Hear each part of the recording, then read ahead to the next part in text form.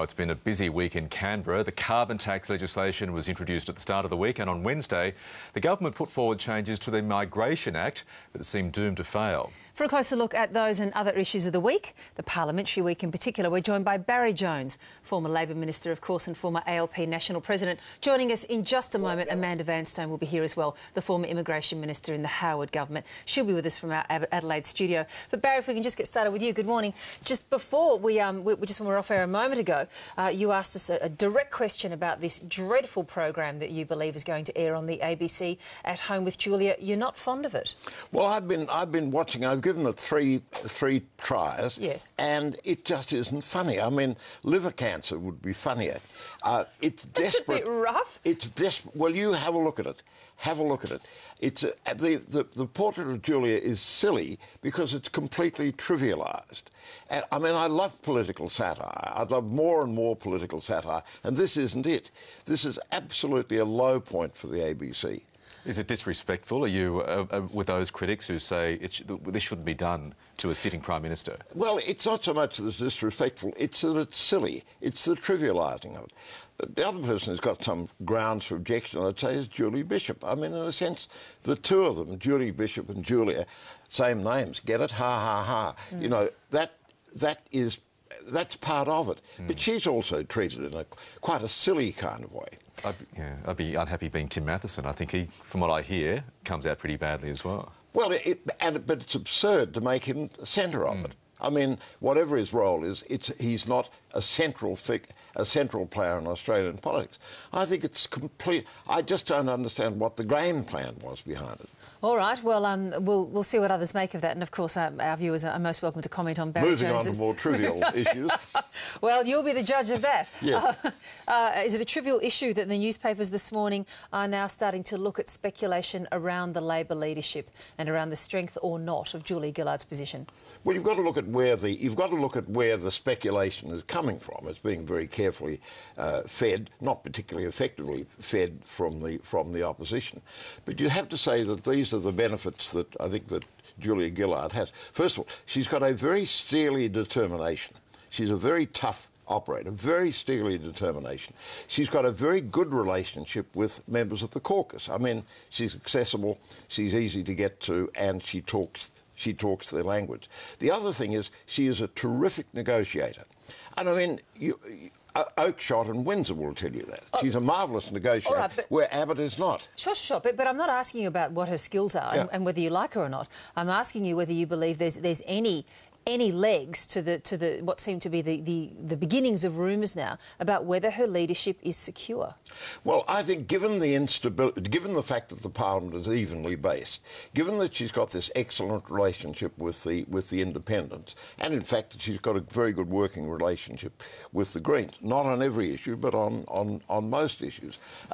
I would say that at the moment the party's more concerned to avoid instability, and I don't think you'll find another coup or another move going on at all. I think that at this point the desire is to get the legislation through, get legislation like the carbon tax legislation through, see how far they can go with the Malaysian solution, despite all the problems that many of us have about it. But at this point I think the emphasis will be on stability. We can bring Amanda Vanstone in now from our Adelaide studios. Amanda Vanstone, good morning. Good morning. Now, is this... Excellency, how are you? Sorry? I said Excellency. I was being respectful. Barry, always nice to do anything with you. Good on you. We don't know how long that respect's going to last, Amanda Vanstone, but it's nice that we've started that way, I think. Now, Amanda Vanstone, as government MPs are telling us, is this a case of Liberal and National Party MPs simply stirring up mischief on the Labor leadership front? I don't think so, and I'll tell you why. I've been in Parliament when a leader's polling goes down, and I can tell you the marginal seat people panic. And you would too. I mean, your job's on the line. So if you think Labor panicked when Rudd was at a low polling, you can imagine now they must be having their wits frightened out of them. So Barry's right. They'll be looking for stability. But if you're the marginal seat holder, if you're in that bracket of 30 seats that Labor could lose, you don't feel so stable. and you do want to talk about it. So there's no way around it. When a leader's got bad polling, everybody within the party is talking about it, and especially the marginal seat holders. How long would you give Julie Gillard, Amanda Vanstone, based on that theory? Well, look, I don't know. You know, I don't speak to Labor backbenchers, so I really can't say. All I can tell you is the absolute certainty that they're talking about it, because it affects whether they lose their seat or not. Well, Barry Jones, can I get you to respond to that? Talking about it, of course, and having that anxiety, which Amanda Vanstone is absolutely right about, of course, they will have, is one thing. But then knowing that there's a credible replacement in the wings is another. You've got to weigh that against the idea of saying, look, the party is in free fall and the party is desperate.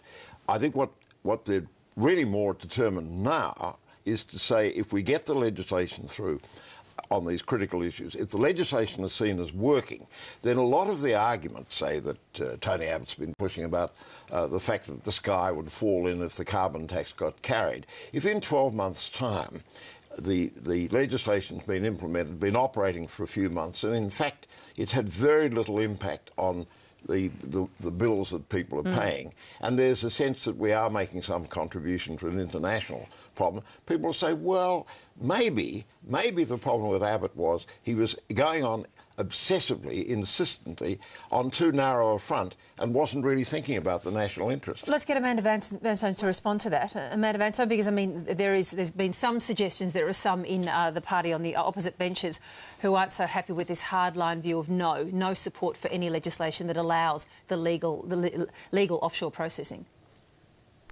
Well, I think one of the interesting things about a possible change of leader for Labor is not only the aspect of the marginal seat people that understandably are concerned, but if they see the polling that indicates to them they've got a chance of killing Abbott, because that's what the Labor people want to do, that would be very, very attractive to them. And the whole dynamic would change in Parliament if there were a new Labor leader. Now, I think the electorate's a bit over the Tony and Julia show. We're all a bit bored by it. So a new Labor leader would change that dynamic, and that might be attractive to Labor members as well, not just that they'd retain their seat, but they'd make it harder for Abbott. Well, my judgment is, and I'm not infallible, unlike His Holiness, I'm not infallible, but I think at this point that the party will go very much for stability. Amanda Vanstone, moving on to another issue, your former Howard government ministerial colleague Peter Reith let the IR genie out of the bottle during an interview on Lateline during the week. He says that the coalition really needs to go back to individual work contracts and a much more flexible labour market. Is that something that Tony Abbott, with, as you would argue, with government in his sights, be looking at? Well, I think Wayne Swan's already said that the IR does need tweaking. At least he does recognise that there's a lack of flexibility in the labour market and it needs to be tweaked back a bit. Now, obviously, the major parties will disagree on how far it needs to be tweaked. But productivity is a big issue for us. You know, we're riding on the wave of this mining boom, which will eventually end, maybe not in 5 years or 10 years, but it will end. And we need to have our productivity levels rising. Now, one way to do that is to reintroduce a bit more flexibility into the labour market. Reith is right about that.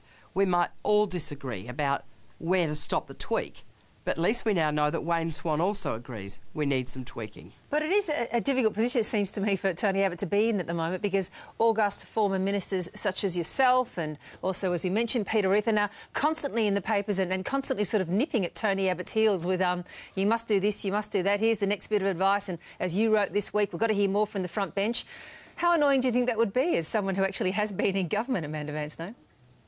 Well, look, if you've ever have a job where every man and their dog thinks they know how to do that job, it is very annoying. Oh, yes, I have that job.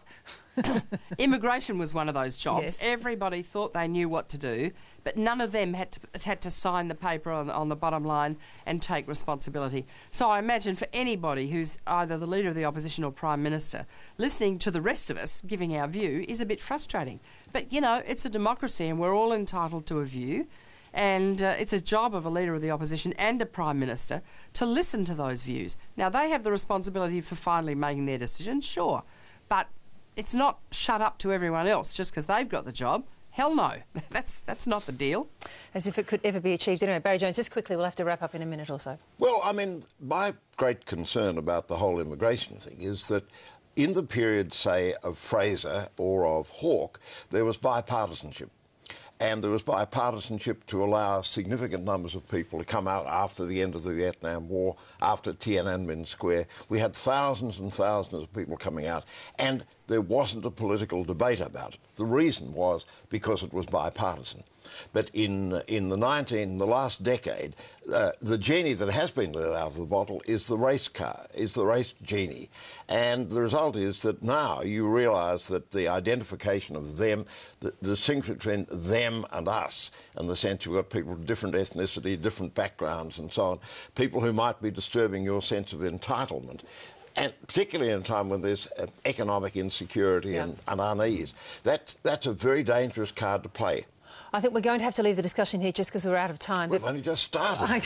Barry Jones, I know. Yeah. But Quite right, Amanda. I would have liked to have said something about that, you know. Please, we'll have you back on very soon, and promise. we'll absolutely allow Next you all week. the time in the world. Barry Jones, Amanda Vanstone, good to have you both. Thanks so much. Ciao. Thank you. Bye.